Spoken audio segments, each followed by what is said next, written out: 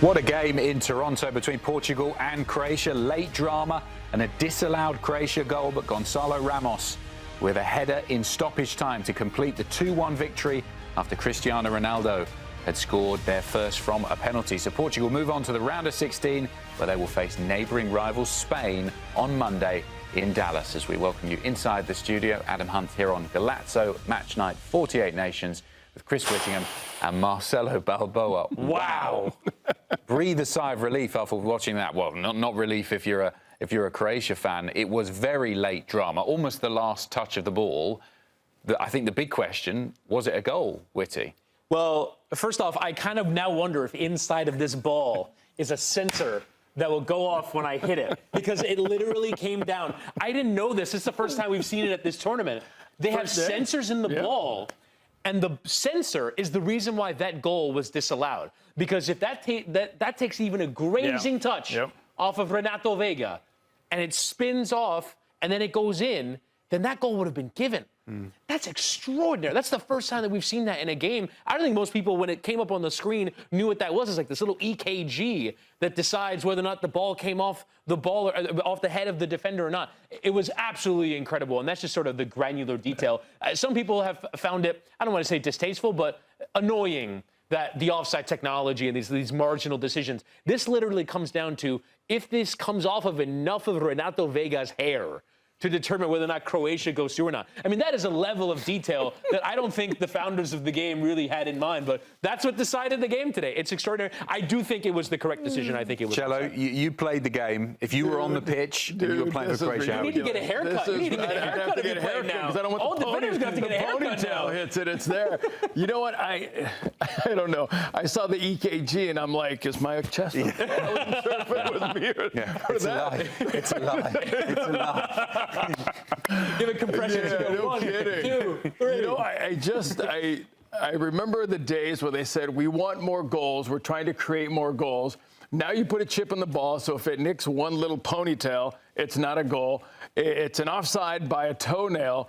So are we advancing to help soccer, or are we stopping it and are we hurting it now? Because I mean, every little inch. I mean, I agree with you. I think the point, though, is as long as the technology is used in the same way each time, then it is fair. But we said that about VAR, did we not? I agree. Last night in the USA game, the VAR reached out to the referee. The referee made the call. So now let's take that into every corner kick, and we saw it today, grabbing guys, pulling guys down. There's going to be a penalty in every situation possible. So the VAR was made for the goal line technology. It wasn't made for you to be offside by my little elbow here or my shoe. You know what I mean? I think we're getting to a point where it's getting carried away. Listen, I thought it was cool. I thought it was my soccer nerd. It was great drama, wasn't it? Yeah, it was great drama. Yeah. But then, I mean, I'm glad they showed it, because if they didn't show it, I would have been like, what are you guys talking about? But I'm glad they showed the EKG. If you want to do more compressions, we're good. But I thought this VAR was supposed to create and help the game of soccer, not hurt it as much as I think it's hurting it a little bit now. Because it also, I'm not going to say detracted, because it did provide the drama, as we've said, but actually it was going to be a thrilling end to the game anyway. Ramos scoring a late penalty. Croatia were winning 1-0, weren't they? I think it was the 53rd minute when they scored the goal through Perisic. Even without this was a thrilling game in the second half. Yeah, in the second half, it was two really good teams throwing haymakers at each other. There were periods that Croatia dominated, and Diogo Costa made two absolutely brilliant saves to keep the scoreline as it was.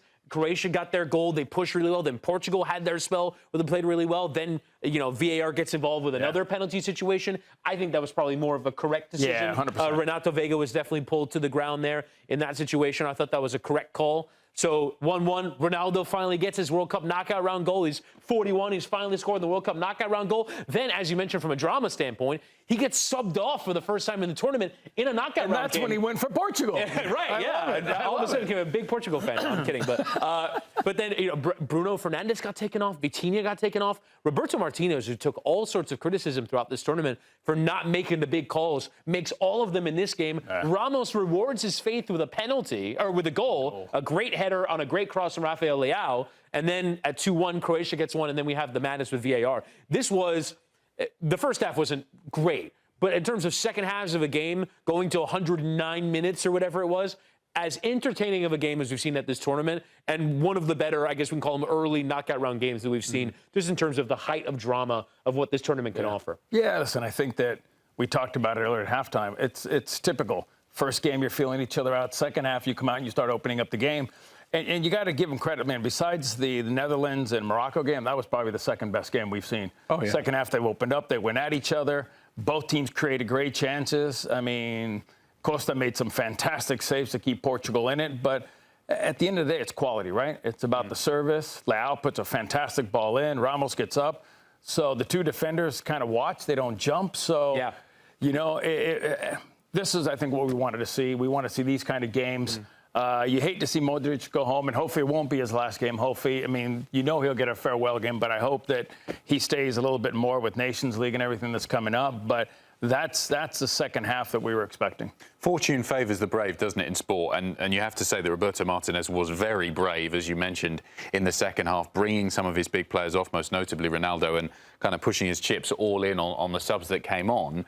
How much credit is he due for the tactical nous and knowing that that was the right call to make, even if it was a particularly unpopular call? We saw Ronaldo's face when he came off as a substitute, and I don't think he was happy about it. So credit's due to him, and also validates the point that maybe he should have been substituting Ronaldo in some of the previous games. Yeah, and that it sort of comes as a surprise. I do think this is a little bit of a different game because of how hot it is in Toronto today, where maybe you can make an argument on behalf of fitness and condition and all of those things that maybe, although, I mean, they played in Miami in their final group stage game. So, I mean, certainly, you know, fitness and condition would come into play there as well. But, yeah, I mean, it's a massive call. It's a massive call for him to make because we saw it in the last World Cup. Fernando Santos, the previous manager, decided, I'm going to take him off in a knockout round game. I'm going to start Gonçalo Ramos. He scored a hat trick in the last 16, but then they lost in the quarterfinal and ultimately were fairly hapless in the attack. And all of the criticism came from the manager because he took him off.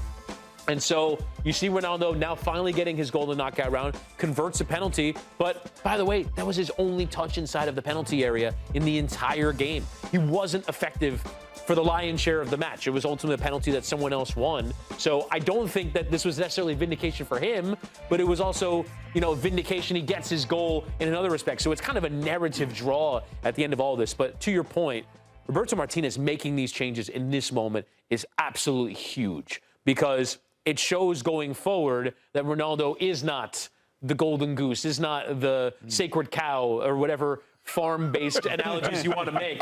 But I think sacred cow. Yeah, I love it. Yeah, so I think he is one of these players now that can be removed in other games, and I think affects the way that we think about them going forward. Because if it's not working against Spain in the next round, you can see a scenario in which he takes him off.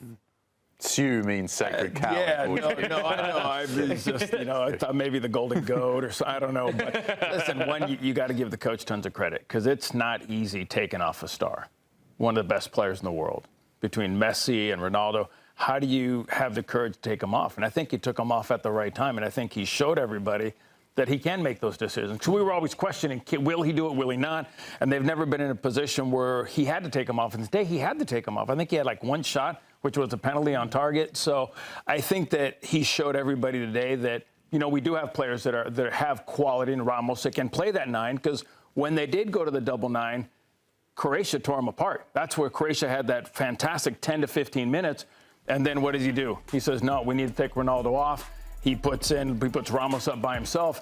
And that's where this team started playing a little better. But you can see matches there, 3, 4 goals, 1 assist. But this, to me, was, I think, a huge stepping stone for this team, knowing that they can play without him. And this guy, not just for his national side, we've seen him do it for PSG. He is a real super sub. Yep. When he comes on, he invariably scores a goal, a lot with his head.